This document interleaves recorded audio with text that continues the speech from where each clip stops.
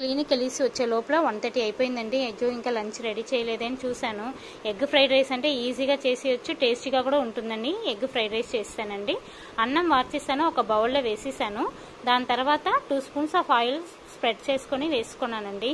దాని తర్వాత చూడండి ఇలా కలిపేసుకొని పక్కన పెట్టుకున్నాను. ఇలా చేయడం వల్ల ఒక్కొక్క రైస్ కూడా సెపరేట్గా ఉంటుందండి. ఒక బౌల్లో ఎగ్గు, తర్వాత ginger, garlic, onion, capsicum, chillies, coriander leaves, తర్వాత క్యారెట్ స్మాల్ పీసెస్గా కట్ చేసుకొని ఉంచేసుకున్నాను. ఎగ్లో పెప్పర్, సాల్ట్ వేసేసుకున్నానండి. ఒక కడాయి పెట్టేశాను. వేడి అయ్యాక చూడండి నూనె ఇలా వేసేసుకున్నాను, స్ప్రెడ్ చేసుకున్నాను. దాని తర్వాత ఎగ్ ఉంది కదా, ఇలా బీట్ చేసుకున్నాక ఆమ్లెట్ లాగా వేసేసుకున్నానండి. దాని తర్వాత చూడండి ఇలా స్ప్రెడ్ చేసుకున్నాను. ఎందుకంటే 5 ఎగ్స్ కదండి, అందువల్ల బాగా ఇదవ్వాలనేసి ఇలా స్ప్రెడ్ చేసుకొని తర్వాత చూడండి ఇలా ఒక్కొక్కటిగా నీట్గా కలిపేసుకొని ఇలా ముక్కలుగా చేసేసుకున్నాను. తర్వాత అది ఒక ప్లేట్లో తీసి ఉంచేసుకున్నానండి. ఆ కడాయిలోనే నూనె కొంచెం వేసేసి జీలకర్ర కొంచెం వేసుకున్నాను, కట్ చేసుకున్న ఆనియన్ వేసుకున్నాను, చిల్లీస్ వేసుకున్నాను, ఫ్రై చేశాను. తర్వాత ముక్కలు చేసుకున్న జింజర్, గార్లిక్ వేసేసుకున్నాను. దాని తర్వాత క్యారెట్ వేసేసుకున్నాను, తర్వాత క్యాప్సికమ్ వేసేసుకున్నాను, ఫ్రై చేశాను. తర్వాత కొంచెం సాల్ట్ వేసేసుకున్నానండి, ఫ్రై చేశాను. దాని తర్వాత కోరియాండర్ లీవ్స్ వేసేసుకున్నాను, ఫ్రై చేసుకున్నాను. పెప్పర్ కొంచెం వేసుకున్నాను, పసుపు కొంచెం వేసేసుకున్నాను. దాని తర్వాత చూడండి చిల్లీ పౌడర్ వేసేసుకున్నాను.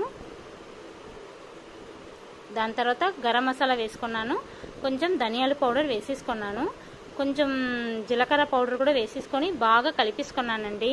తర్వాత ప్లేట్లో ఉంచుకున్నాను కదా ఎగ్, అది వేసేసుకున్నాను, బాగా కలిపేసుకున్నాను. తర్వాత చల్లారబెట్టాను కదా రైస్, అది పైన అలా స్ప్రెడ్ చేసుకున్నానండి. 4 మెంబర్స్ కదా, ఎంత చల్లారబెట్టానో అన్నీ వేసేసుకున్నాను పైన. చూడండి ఇలా వేసేసుకున్నాక సోయా సాస్ కొంచెం చుట్టి వేసుకున్నాను. దాని తర్వాత చిల్లీ సాస్ కొంచెం వేసేసుకున్నాను. తర్వాత వినిగర్ కొంచెం వేసుకోవచ్చండి. వినిగర్ లేదంటే లెమన్ ఉంది కదా, అది కూడా కట్ చేసుకొని పిండేసుకోవచ్చు. పెప్పర్, సాల్ట్ 2 పైన స్ప్రెడ్ చేసుకున్నాను. అంతే, ఇంకా నీట్గా అన్నీ కలిసినట్టు ఇలా చూడండి మెల్లిగా అన్నీ కలిపేసానండి. నీట్గా అన్నీ ఒక రైస్ కూడా ఇదిగా లేకుండా నీట్గా కలిపేసే. అంతే, వేడివేడిగా ఎగ్ ఫ్రైడ్ రైస్ రెడీ అయిపోయింది. దాని తర్వాత కోరియాండర్ లీవ్స్ ఉంది కదా, దానిపైన వేసేసుకొని ఇలా కలిపేసుకున్నానండి. చూడండి కోరియాండర్ లీవ్స్ వేసాను, కలిపేసుకున్నాను. ప్లేట్లో వేసేసుకొని ఇంకా అంతే అండి, వేడివేడిగా మా పిల్లలకి అందరికీ మా ఇంట్లో వాళ్ళకంతా ఇచ్చాను. చాలా ఇష్టంగా తిన్నారండి, చాలా బాగుంది అన్నారు.